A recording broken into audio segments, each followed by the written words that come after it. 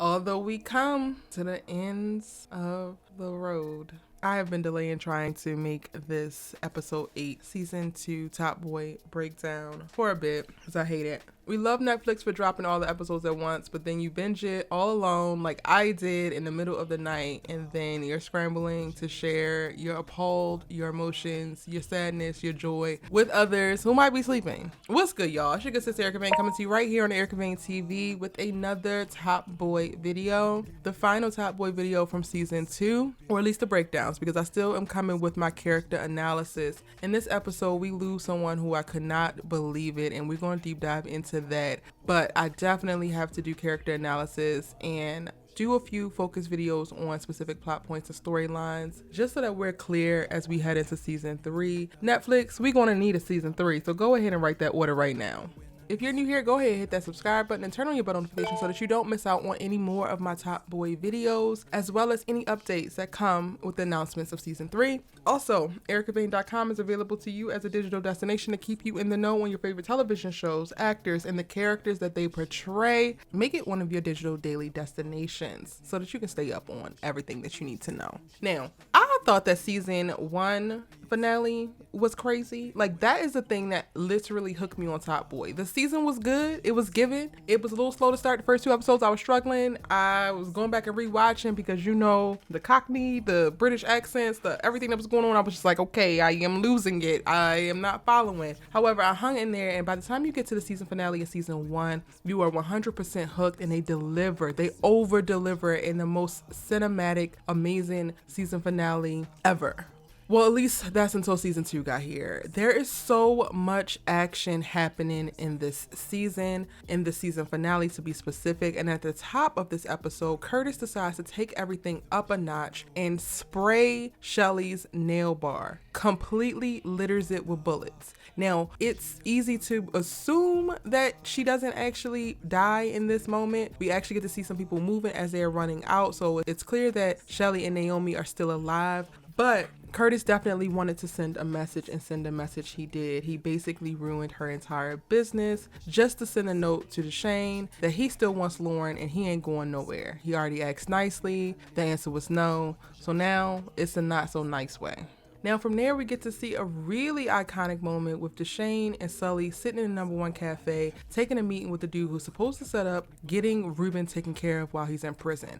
Ruben has turned rat, turned state witness, and he has to be dealt with because he has over 20 years of memories, intel, and receipts that he can pull on either Dushane or Sully and put them both away for a very long time. And I say that this moment is pretty iconic because this is one of the very few moments where we see Dushane and Sully really on the same page and operating seemingly as one. They take the meeting with the dude that's setting up the Ruben hit, as well as Dushane taking the meeting with Jamie to figure out what he found out from Kit's answers on what happened with the dude that he killed the other night. Now, Jamie comes 100% hat in hand, tells exactly what happened, the truth, and from there he gets marching orders to kill Kit or he will be dead by tomorrow. And the moment that those words fell out of Dushane's mouth, I was like, oh no, why would you put him in this position? For the most part, aside from a little bit of the side plans that he was making in Spain, Jamie has showed up this season and been a good soldier. He's done what he was supposed to do. He had his few inklings and thoughts of plotting to make it back to the top and be the top boy. But when we see him in this scene, in this episode, he ain't on none of that. And I knew the moment that Dushane actually gave him this ultimatum, this was the beginning of the end, and I hate this for us. From there, Jamie goes to kick it with Kit and tell him immediately like what the plan is, or basically what he has to do, but then that he doesn't want to do it. So they cook up a plan to go meet up with some of Kit's family in Cardiff because they're going to go on the run. And everything about this plan seems like it's not going to end well. Now, while I get that Jamie is loyal to Kit, Kit has not been that great of a soldier, of a follower, of a listener. He is seemingly loyal to Jamie, but him going as far as he did with Ats, the first time trying to kill him, and then the second time getting him set up to be beat, but then ultimately killed, put them all in this position to begin with, and consequences are consequences. So at the end of the day, I feel like Jamie should have tried to disappear Kit before he actually tried to disappear with Kit, if that makes sense. Now, I'm going to go back and focus on Curtis for a second, because from there we get a very intense scene where Dushane has to lay Lauren out and try to draw out of her any information that they can get about Curtis, because again, at the start of this episode, he literally takes it up a notch by spraying Shelley's salon. He needs to know a little bit more of who he's dealing with, and for the most part, Lauren ain't got no damn answers for him. And watching Dushane, Sully, and JAQ question her, and then JAQ's responses in this moment is completely heartbreaking, because they have come this far, made it past her actually admitting to Sully what Lauren did, and Sully didn't want to kill her, only to get to the point where they're going to have to go to war with Curtis, who is definitely a formidable opponent. From there, y'all, they cook up this plan to have JAQ fake hand over Lauren, and in the process, they're going to try to do a shootout with Curtis, which is utterly ridiculous and dumb. Curtis, as well as his little sister and his little homie with the bad eye, they spot that right away and know that something is up. However, Lauren, hopefully trying to carry her own weight and clean up her own mess, decides that she's going to take things into her own hands, not let JAQ and the crew know what's going on, and she calls Curtis over to their mom's house to fake make up with him on her own. When he arrives, Lauren goes to work, and we love to see it. That's what I'm talking about, sis. You better get out here and handle yours. She takes the shank and she goes for the jugular. She does not stop until that boy is leaking on the floor, and it is a rightful end to a rightful villain. Girl, I don't know how you got mixed up with him, but you're gonna go ahead and keep it celibate for a while here, because you don't know how to pick him. Side note, I thought the scene with Lauren actually killing Curtis was cinematically genius. Well, the whole actual episode, honestly, is cinematically beautiful. It looks like a feature film. The color is amazing. The whole series color is amazing. But they really did a phenomenal job in picking strategic angles, building tension visually, and taking the audience on an emotional ride as these things were playing out on screen.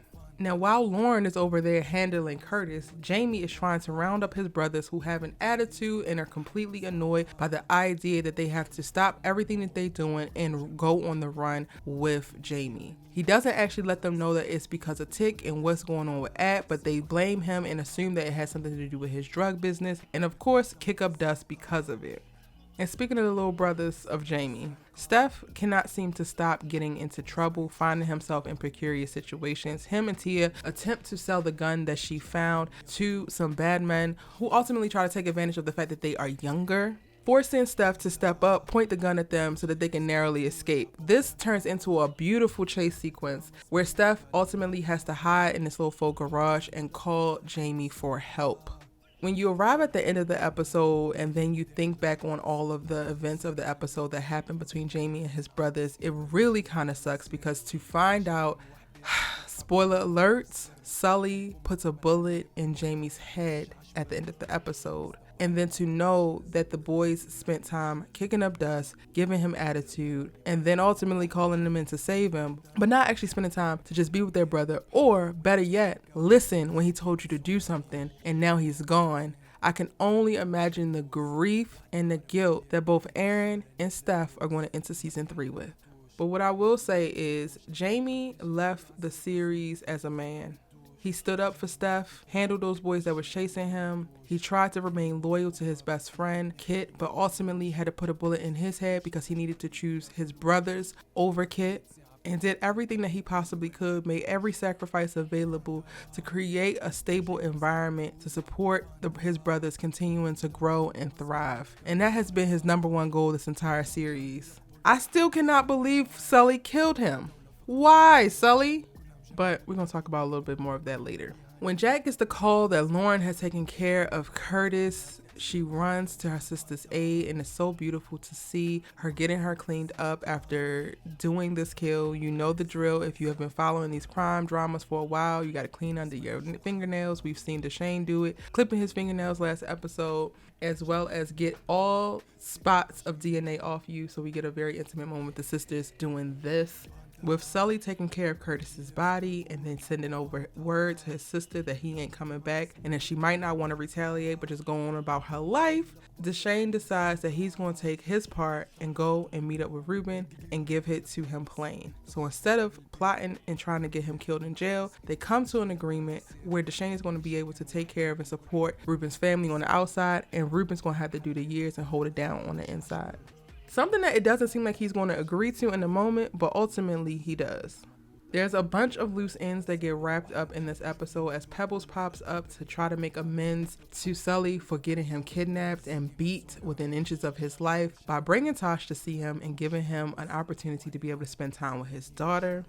And we know that this is huge for Sully because he has been struggling with guilt and wanting to be able to do for his daughter, not being able to see his daughter, and then still trying to set up contingencies so that she can go and be anything that she wants to be moving forward, whether he's on this earth or not. We also get to see the young boy from the beach who received Jamie's watch be able to pay for his boat ride back to Spain in the moments of joy as he gets on that boat and heads to see his sister. Dushane and Shelley wound up having a heart-to-heart about where they are and how she feels about it, especially given all that has happened in this episode alone. And Dushane ultimately has a change of heart about Summer House, where he decides that he's going to give Lizzie's husband, Jeffrey, an ultimatum. Lizzie's life or the Summer House redevelopment project. Choose wisely. And ultimately, he chooses Lizzie's life. I think one of the most powerful moments or scenes in the entire episode, and it really reminded me of a callback to The Wire, is watching Sully and Dushane on Dushane's patio overlooking the city, talking and just chopping it up. But you can see it's at this moment that these two are not on the same accord, even though they spent the entire episode working in perfect harmony and as partners as they should have been. And while it's no beef, it's a clear understanding that they're not actually on the same page or aligned. And from there, you know that the ascension is about to occur. Shout out to Top Boy for this The Wire reference. Dushane and Sully is definitely giving Avon and String a Bell. And we don't know what this dissension is going to be or how deeply they are on the line until the very end of the episode when Sully decides to take Jamie's life, and this is definitely not on the orders of Dushane. Before we get to this moment, everything seems like it is going back to normal, getting in full swing. Things are turning around, and then suddenly, Sully at the door. Steph gets a peek at Sully's face so he knows who killed his brother. And this, I think, is definitely going to be the spark that springs forward season 3. Is Dushane going to exact revenge for Jamie? Is Steph going to become a bad man himself and make sure that he seeks revenge for his brother? Let me know all your thoughts, theories, predictions, questions in the comment section down below. Y'all, I thoroughly enjoyed season 2 of Top Boy, streaming right now on Netflix. I cannot wait to continue the conversation with y'all in the comment section down below. Go ahead and give this video a like, and if you're new here, go ahead and hit that subscribe button. Again, we'll be coming with character breakdowns as well as a couple of other subject and storyline videos, so be on the lookout for that and turn your bell notifications on. I'll see you in the next one.